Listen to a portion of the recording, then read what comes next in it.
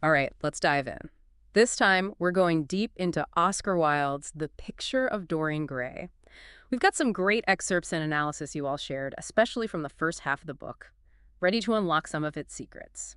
Ever thought about staying young forever, but your portrait ages instead? Well, that's the deal Wilde explores in this classic. Yeah, it's a pretty dark idea, isn't it? All about what humans really want. Sure, on the surface, it's a story about beauty and, well, bad stuff. But under that gothic surface, there's some serious thinking about morality and what happens when you live only for pleasure. It all kicks off in a fancy studio, Victorian England, of course. Hmm. We meet Dorian Gray, this incredibly handsome young guy, and he catches the eye of Basil Hallward, a talented artist. Dorian's like this perfect subject for Basil, totally innocent. But then there's Lord Henry Wotton, this cynical, aristocratic guy. Wilde sets up this clash between beauty and being a good person right away.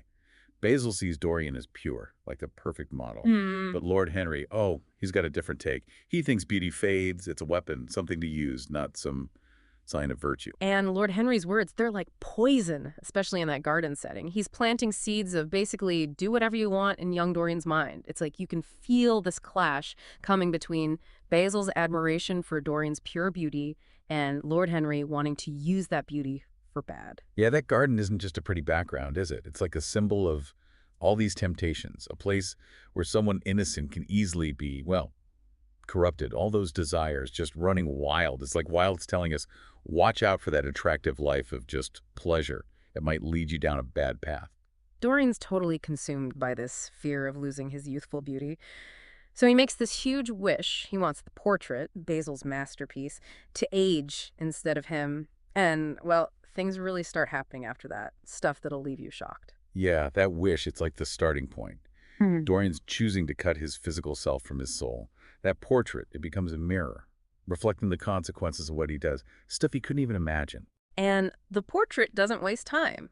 After Dorian's really mean to Sybil Vane, this young actress who's all about innocence and true love, we see the first changes on the canvas. Sybil's story is so sad. She's everything. Dorian's losing real emotions, that connection with someone.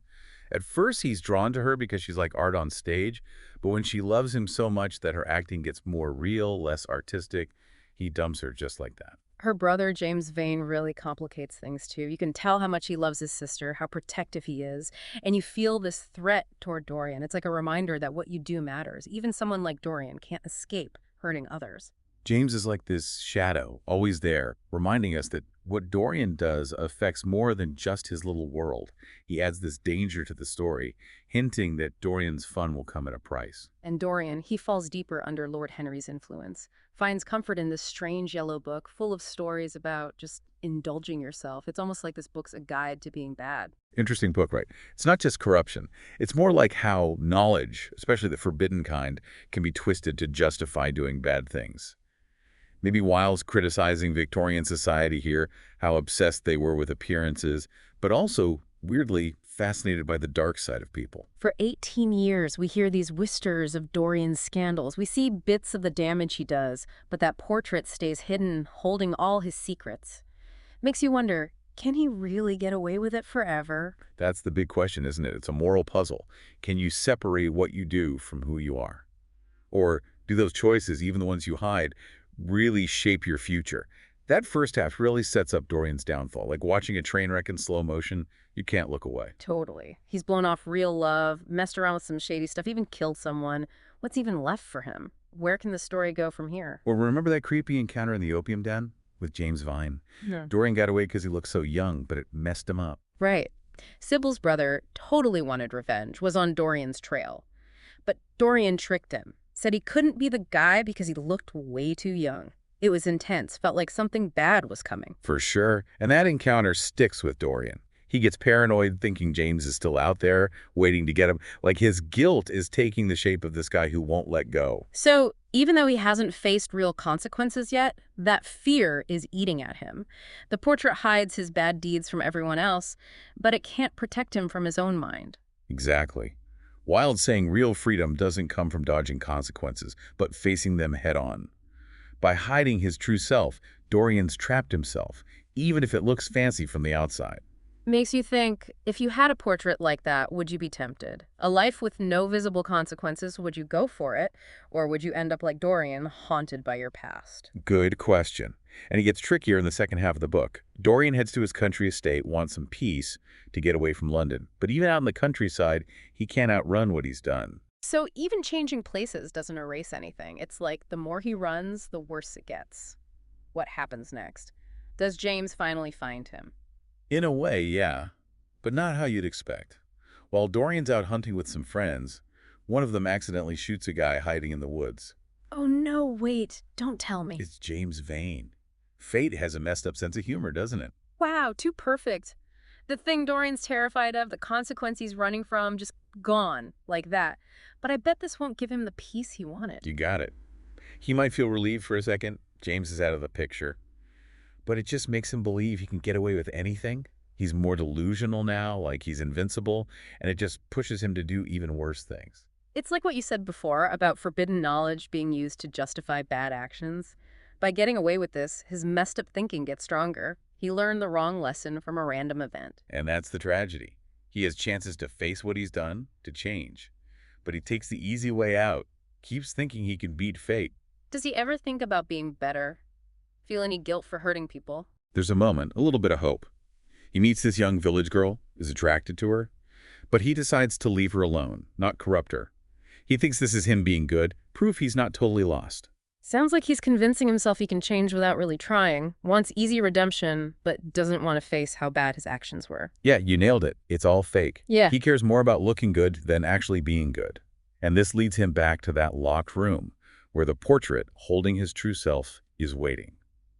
So what happens when he sees it again? Does he finally see how corrupt he's become? He looks at the portrait, and it's horrifying. Even trying to do a good deed hasn't changed how awful it looks. All those years of being cruel, the murders, the betrayals, it's all there on the canvas, his soul laid bare. Wow. So after all this time living like there are no consequences, Dorian finally has to face who he is. That portrait, which gave him a feeling of freedom, is now a prison. You got it. And he freaks out, grabs the knife he used to kill Basil, stabs the portrait right in the heart. Whoa. Trying to destroy the evidence, but with the same weapon that symbolizes his downfall, like he's deciding his own fate. That's some great symbolism you're picking up on. The knife is the choice he made, crossing the line from innocent to corrupt. Attacking the portrait with it, he's attacking himself, maybe admitting for the first time that he can't separate what he does from who he is. Then what? Does the portrait change? Does Dorian finally pay for what he's done? Servants hear a scream, run to the locked room, and it's a shocking sight. The portrait's back to its original beauty, Dorian as a young, innocent guy. But on the floor, there's an old, withered man, dead, with a knife through his heart. Like the portrait sucked up all the bad stuff, all the decay, and dumped it back on Dorian when he died. A reminder that you can't escape yourself. Hide your flaws all you want. They'll catch up eventually. Powerful ending. Makes you think. What does it really mean to be good? Can you be beautiful without being good? And can you ever truly escape the consequences of your actions? Those questions matter just as much today as they did back then. We're obsessed with youth, beauty, and the characters are so complex, you can't just label them good or bad. They're all kind of in between, like Dorian, struggling with what they want and why they do things. Even Lord Henry, who's like this cynical, almost devilishly charming guy, he's not your typical villain, is he? He makes things happen, shakes up what we think about morality and pleasure.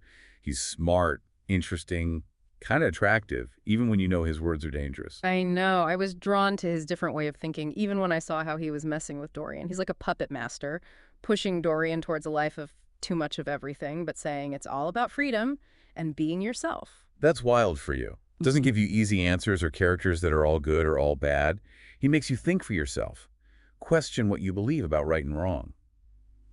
That's why it still matters today. You mentioned how the book reflects our obsession with youth and beauty. It's like social media is our own portrait, right? The perfect version of ourselves that we want everyone to see.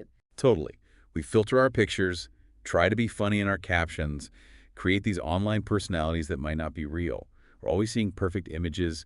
It makes it hard to accept our flaws, be okay with who we really are. It's tiring, isn't it? Trying to look perfect all the time. And it can make you lonely. You can't really connect with people or see the world for how it really is. That's a big lesson from Dorian Gray. Real beauty isn't about some impossible standard. It's being okay with your flaws, admitting you're not perfect, and living a life with good values and caring about others. It reminds us that real happiness comes from inside, from living by your own values, not chasing what other people think or quick thrills. It's knowing that what you do has consequences for you and everyone around you. And you can't ignore those consequences forever. Dorian hid his sins for a while, but the truth came out in the end. His story reminds us that we can't run from who we are. What we do shapes us, makes us who we are, and decides our future. This has been an amazing deep dive. I see the picture of Dorian Gray totally differently now. Thank you so much for taking us through it. My pleasure.